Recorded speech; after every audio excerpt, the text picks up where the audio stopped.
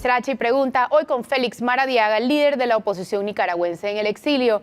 Bienvenido, Félix. Recordemos un poquito tu caso. Durante las protestas del 2018 contra el régimen de Daniel Ortega, tú enfrentaste cargos criminales fuera de campañas de difamación. En julio del 2021 fuiste arrestado arbitrariamente después de anunciar tus aspiraciones presidenciales, tus intenciones de postularte como presidente. Luego fuiste enviado a una prisión de máxima seguridad donde soportaste condiciones inhumanas por 21 meses. En febrero del 2023, tú y otros 221 prisioneros políticos fueron expulsados a Estados Unidos y el régimen les revocó su nacionalidad y les confiscó los activos. Hablemos primero de ese tiempo en la cárcel, 21 meses. ¿Cómo lo recuerdas? ¿Qué viviste? Leía que en 611 días te hicieron 400 interrogatorios, te torturaron y que ayunabas. Flor, en primer lugar, muchas gracias por esta oportunidad. Esa es una puerta emocional que aún me cuesta mucho abrir. Debo decir que ningún ser humano debería estar preso por defender sus ideas. Yo había dedicado la mayor parte de mi vida al sector privado y al mundo académico y salí de la academia, donde le he dedicado la mayor parte de mi vida a la enseñanza en temas de democracia y no violencia, a tratar de darle a la ciudadanía nicaragüense una alternativa frente a una dictadura atroz como es la dictadura de Daniel Ortega. Daniel Ortega me acusó de traición a la patria precisamente por haber testificado en el Congreso de los Estados Unidos, por haber testificado en la ONU ante el Consejo de Seguridad y haber sido testigo ante el Parlamento Europeo. Esos 3 episodios fueron considerados traición y se me encarceló sentenciándome a 13 años de cárcel durante esos 611 días, porque gracias en gran parte a la incidencia internacional de mi esposa, Berta Valle, y de un grupo de abogados internacionales, la presión fue tal que el régimen me tuvo que soltar, pero fueron prácticamente 21 meses en total aislamiento, sin ninguna lectura, sin acceso a abogados. El mismo juicio se llevó, esto es inaudito, se llevó a cabo dentro de la prisión, es decir, trasladaron a los jueces y a los supuestos testigos, que eran todos policías, adentro de las celdas para simular un juicio. Nunca pude recibir una llamada de mi esposa, una carta de mi hija. El aislamiento era tan extremo que uno pierde noción del día y de la noche. He trabajado muy fuerte emocionalmente como alguien que cree mucho en la no violencia para que un episodio tan extremo como ese no te rompa el alma y no salir contaminado de odio, porque yo creo que desde el odio no se pueden crear sociedades libres y abiertas. Yo quiero para Nicaragua justicia, no venganza. ¿Por qué ayunabas? Mis ayunos fueron, bueno, en primer lugar, por un asunto espiritual, pero además de eso, porque nunca se me permitió una Biblia. Y como hombre de fe, yo exigía como derecho mínimo al menos tener una Biblia, dado que no tenía una carta de mi hija, dado que no tenía acceso a un abogado, nunca tuve dentro de la celda incluso acceso, según algo tan básico como podemos estar todos de acuerdo, como el agua potable. Mi hermana tenía que llegar todos los días a la cárcel y hacer una fila de 3 horas de espera, someterse a vejámenes para poderme entregar mi cuota diaria de agua potable en botellas de agua. Entonces, esas situaciones inhumanas me llevaron a refugiarme en el ayuno y en la meditación y la oración, pero también como una forma de protesta. Pero si yo decía que eran huelgas de hambre, las consecuencias eran mucho más complejas. Entonces, me parecía que el ayuno era una forma importante de hacerlo. Pero debo decirte que en estas circunstancias se encuentran todavía 40 personas en Nicaragua presas políticas. Recientemente fueron deportados del país 17 religiosos, incluyendo 2 obispos de la Iglesia Católica que permanecieron durante más de un año en prisión. Es decir, esto es una situación que no era solamente a este servidor tuyo, Flor, sino a cualquier nicaragüense que quiera enfrentar a Ortega. Primero estabas en Estados Unidos. Entiendo que llegaste a los 12 años a Estados Unidos como migrante no acompañado. Sí.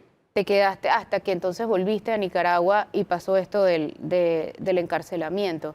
¿Cómo fue esto de los 12 años? Tristemente Nicaragua ha tenido una historia de involución democrática. En los años 80 tuvimos una guerra civil. Yo fui parte de los miles y miles de nicaragüenses desplazados de guerra. Fui hacia Estados Unidos indocumentado en estas caravanas de migrantes escapando de la guerra. Pasé parte de mi infancia en un centro de refugiados en Estados Unidos y posteriormente con una familia de acogida. Y me eduqué parte de mi infancia en Estados Unidos y regresé a Nicaragua en mi adolescencia. Luego logré escalar en el servicio público, estudié en algunas universidades extranjeras. En algunas no, en Harvard y en Yale. Sí, y luego mientras estaba yo en una gira internacional, se emitió una orden de captura en mi contra, pero yo decidí regresar a Nicaragua a pesar de la orden de captura, precisamente porque el mensaje es de que todos tenemos el derecho a vivir en el país que queremos. Es decir, lo peor que pueden hacer es que te roben el derecho a vivir en el país que es el país que a todos nos pertenece, en este caso Nicaragua. O sea que estando en Estados Unidos, donde ya no tiene abusos a sus derechos humanos, ¿no te sientes libre del todo? Yo no me siento libre totalmente porque la libertad empieza por la autodeterminación, la autonomía de cada persona de escoger su propio proyecto de vida. Yo a Estados Unidos lo reconozco como un país que me ha abierto las puertas cuando era niño, cuando fui refugiado político a los 12 años, regresé a Nicaragua y luego ahora estoy deportado en Estados Unidos en condición de apátrida. Estados Unidos me ha acogido y me ha dado un estatus de protección especial otorgado directamente por el presidente Biden, a quien yo le agradezco a él y al apoyo bipartidista. Pero mi país es Nicaragua y el hecho que me hayan despojado de mi nacionalidad a mí y a otros expresos políticos es algo que yo lo considero inaceptable y por eso, gracias a organizaciones como Fundación Friedrich Naumann, como la Fundación Libertad aquí en Panamá, estoy recorriendo el mundo, en primer lugar, no para compartir mi caso, sino para hacer una voz de alerta de que la democracia no está a salvo en ningún país del mundo. Y esto incluso debe decirse para Panamá con mucho respeto. Y creo que Ortega tiene una intención de intromisión con las democracias de Centroamérica y Panamá es parte de su plan de desestabilización. Precisamente de esto vamos a hablar al volver del cambio, así que no se vayan.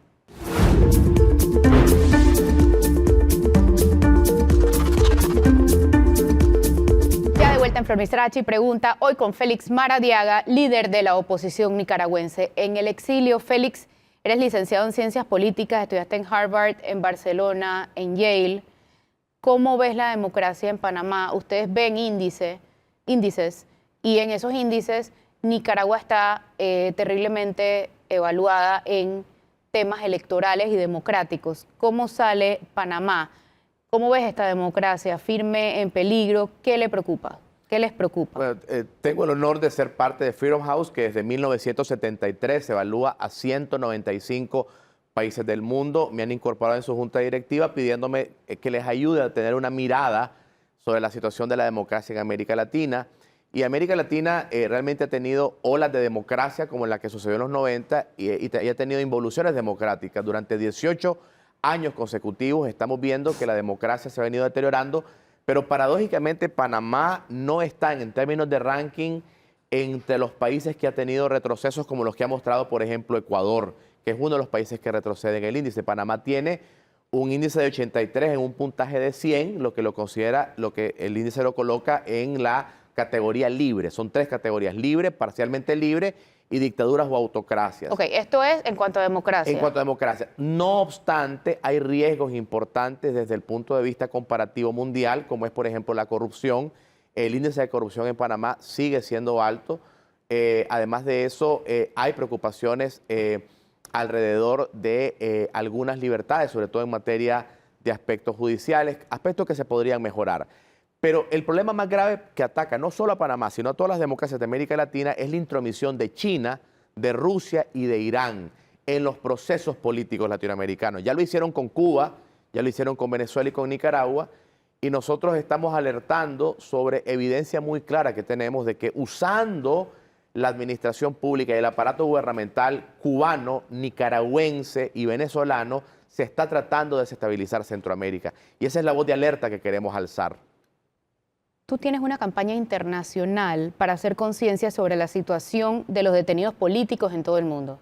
Ricardo Martinelli, recién asilado en la embajada nicaragüense, la de tu país, en Panamá, dice ser un detenido político. ¿Cabe él o no cabe dentro de esa categoría? No cabe. Nuestro proyecto Fin de la Detención Arbitraria, que es un proyecto con la Universidad de Virginia, precisamente defiende casos de personas en arresto arbitrario por razones políticas alrededor del mundo. Nuestro panel de expertos internacionales ha analizado el caso del señor Martinelli, a quien, debo decirlo por transparencia, conozco muy bien personalmente. Cuando él fue presidente fue muy amable conmigo como académico, me invitó muchas veces a Panamá, viajé con él a China en una ocasión en una visita del World Economic Forum. Y esto lo digo por asuntos de transparencia, es decir, no tengo nada contra él a nivel individual. Sin embargo, no califica por varias razones. En primer lugar, porque se ha cumplido desde los parámetros internacionales con las normas mínimas del debido proceso, en primer lugar. Y en segundo lugar, porque las convenciones de 1928 y de 1933 de asilo político no cubre el tipo de caso del señor Martinelli, lo que claramente demuestra que la Embajada de Nicaragua está cometiendo una intromisión en asuntos internos de la justicia de Panamá. ¿Por qué crees que Ortega le dio el asilo a Martinelli?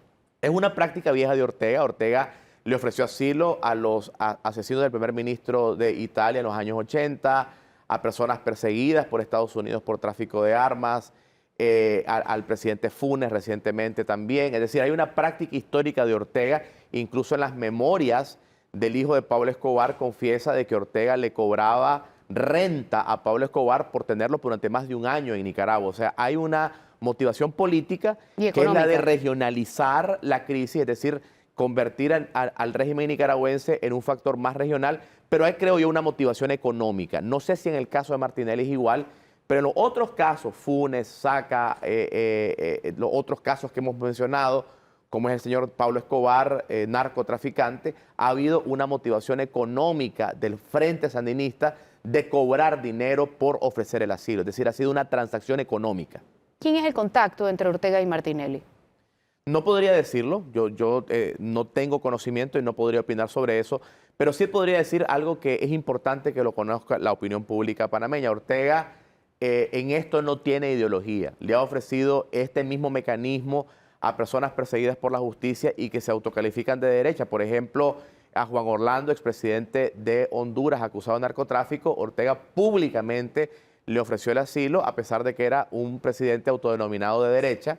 Lo ha hecho también con Funes, del FMLN, es decir, esto es una práctica común de Daniel Ortega, que debo decirlo también, tiene el propósito de molestar a Estados Unidos. Ortega también busca cualquier oportunidad para irritar al sistema interamericano. Recordemos que Nicaragua se salió de la OEA y ha descalificado a la Corte Interamericana de Derechos Humanos.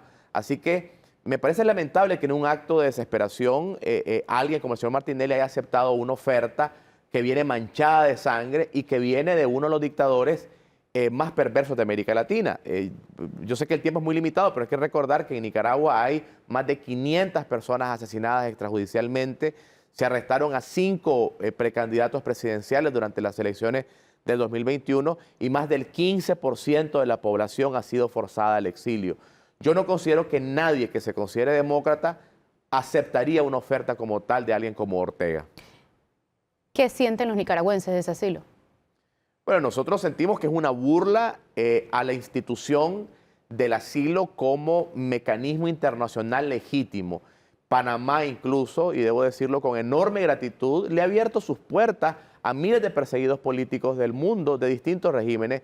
Hay personas de Venezuela o de Nicaragua que hemos hecho de Panamá, y me pongo en plural porque hay hermanos nicaragüenses que están acá, lo han hecho su refugio y la tierra donde han encontrado la libertad y la oportunidad de trabajar que no se les ha dado en su propio país. Así que esto es una burla a la institución del asilo político como mecanismo legítimo y válido.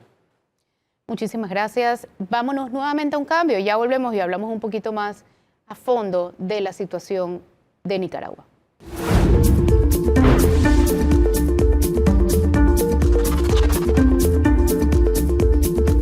Ya de vuelta en Flor Pregunta, hoy con Félix Maradiaga, líder de la oposición nicaragüense en el exilio. Félix, en los índices que ustedes evalúan, ¿Nicaragua sale peor evaluada que Venezuela?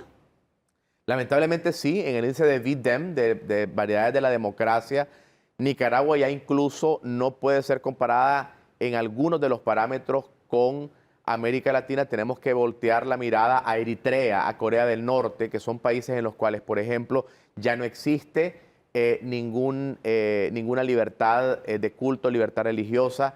Estamos hablando de 11 órdenes religiosas expulsadas, de 26 universidades cerradas, la Cruz Roja Internacional expulsada del país, el Vaticano como misión diplomática en Nicaragua expulsado del país. Entonces realmente es una situación muy extrema. Naturalmente hacer comparaciones resulta doloroso. Lo que sufre el pueblo de Venezuela, de Cuba, es también muy extremo. Pero a diferencia de Cuba y de Venezuela, Ortega parece haber recurrido más a mecanismos de represión policial y militar, en el sentido de que está impidiendo cualquier tipo de movilización pública después de las protestas masivas del 2018. En el caso de Cuba, para usar una comparación, que es otra tiranía, otra dictadura claramente perversa, ha alcanzado, y debo decirlo con mucha pena, cierto nivel de estabilidad internacional. Es decir, Cuba pareciera que ha logrado que algunos organismos internacionales hayan aprendido a tolerar o a vivir con Cuba como un dolor de cabeza, que es parte de la realidad política global. Ortega no se siente seguro, y al no sentirse seguro ha recurrido a refugiarse bajo Rusia, bajo China, bajo Irán. Ha aceptado el establecimiento de una base de espionaje ruso abiertamente instalada en la capital, Managua, y además de eso ha tomado medidas de acercamiento con China en términos militares, por ejemplo, que están empezando a preocupar a Estados Unidos y a Europa. En otras palabras, Ortega ya no es un problema únicamente de Nicaragua, es un problema regional. Claramente los vecinos inmediatos, Costa Rica concretamente, está recibiendo más de 240,000 solicitudes de asilo político solo en Costa Rica, y el 15% de la población nicaragüense ha sido forzada al exilio. ¿Qué momento identificas como el que dio el paso al hundimiento de la incipiente democracia nicaragüense? Pero creo que el primer paso fue a nivel individual, personal, cuando muchos nicaragüenses sintieron que ya había democracia y que no había que preocuparse, no había que movilizarse, no había que tomar acción. Y eso es un llamado a la atención a cualquier ciudadano de cualquier parte del mundo. Justamente iba a preguntar qué lecciones tenemos que aprender. Esa es la primera lección, pero la segunda fue lo que en Nicaragua se conoce como el pacto, que fue el acuerdo entre el entonces presidente Arnoldo Alemán y Daniel Ortega, que era el líder de la oposición, y se repartieron el Estado. Arnoldo Alemán, para poder frenar las protestas, Ortega tenía la capacidad de movilizar a sindicatos de transportistas, de taxis, de trabajadores de la salud, y en el ánimo de querer parar esa explosión social, ese chantaje de los sindicatos vinculados al sandinismo, Arnoldo Alemán le entregó a Daniel Ortega una gran cantidad de puestos públicos en el Poder Judicial, en el órgano electoral y en otros aparatos del Estado. Y Ortega aprovechó esa captura del Estado para imponer luego una dictadura una vez que llegó al poder en el 2007. En el 2014 Ortega reforma la Constitución, elimina todos los artículos que protegían a la democracia y establece la reelección indefinida, establece el control directo sobre las Fuerzas Armadas, introduce el elemento político partidario dentro de la policía. Nicaragua tiene hoy una policía política, la policía sandinista, que es una policía que no responde directamente a la Constitución, sino a las órdenes político-partidarias.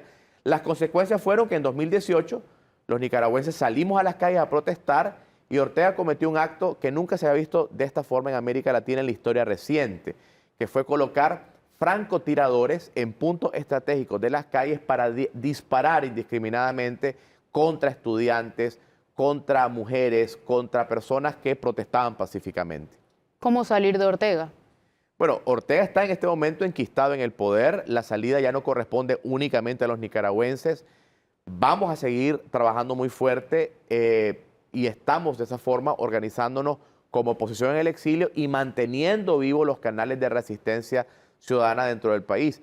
Pero para salir de Ortega necesitamos la solidaridad democrática mundial. Ortega en este momento ha enfrentado un contundente informe de Naciones Unidas que lo califica como criminal de lesa humanidad, y esperamos que esa tipificación que le ha dado el grupo de expertos de Naciones Unidas nos permita abrir más puertas de presión internacional. Pero concretamente en Centroamérica hay una cosa que es inaceptable, y es el hecho que Ortega sigue recibiendo fondos del Banco Centroamericano de Integración Económica, un banco del cual Panamá, por ejemplo, es parte. Entonces, una de las cosas que estamos tratando de hacer es que los países que tienen voz y voto dentro del Banco Centroamericano y dentro del Fondo Monetario Internacional le corten los fondos a Ortega, que le están financiando su maquinaria represiva. Y sé que lo vamos a lograr. Entonces no corresponde solamente a los nicaragüenses, pero por otro lado, 25 organizaciones internacionales de derechos humanos te dieron hace unos años el premio al coraje de la Cumbre de Ginebra. ¿No será eso lo que falta para salir Ortega? ¿Coraje Bueno, de los ciudadanos? los nicaragüenses hemos hecho todo lo posible. Salimos a las calles con más de 500 muertos. Muchos de nosotros hemos pasado por las cárceles. Yo regresé a Nicaragua a pesar de una orden de captura. Sin embargo, es una lucha asimétrica. Aquellos que creemos en la no violencia versus un tirano que cree en todo. Entonces yo no creo que es un tema de coraje, aunque es fundamental. Pero Ortega ya es parte de un ecosistema de dictadores. Está sostenida una red financiada por Rusia y por China, y esto implica de que la lucha por la democracia en Nicaragua es una situación de interés centroamericano. La prioridad y la punta de lanza de los esfuerzos somos los mismos nicaragüenses. No estamos pidiendo que nadie resuelva nuestros problemas, pero no lo podemos hacer solos. ¿Panamá ha sido lo suficientemente firme frente a la intromisión de Ortega en el tema Martinelli en Panamá? No, creo que no. Creo que no. Creo que Panamá no sabe con quién está lidiando. Creo que no se entiende los planes perversos de Ortega de desestabilización. Creo que no se entiende la cantidad de dinero de Cuba, de Rusia y de China que hay detrás. Panamá ha sido siempre una nación codiciada por intereses geopolíticos de diversas índoles. Y creo que frente a la intromisión de Ortega ha habido timidez de las autoridades panameñas. Hay que responder a esto con la máxima contundencia, a esta intromisión, a este atropello a la autonomía judicial panameña, y debería responderse con mayor fuerza. Y por último, tu mensaje a Ricardo Martinelli. Bueno, que se someta a la justicia y que si él, como lo ha dicho en otros momentos, es inocente, pues confíe en un sistema de justicia que, a diferencia del sistema nicaragüense, que es corrupto y que ha encarcelado a personas inocentes, sí puede tener derecho a la legítima defensa. Y además de eso, que tenga coraje, porque la verdad es la que prevalece, pero que no se esconda bajo las faldas de un asesino, de un criminal de lesa humanidad, como lo ha determinado Naciones Unidas. Muchísimas gracias, Félix, por acompañarnos hoy. Esto fue Flor Misrachi Pregunta. Que tengan un excelente día.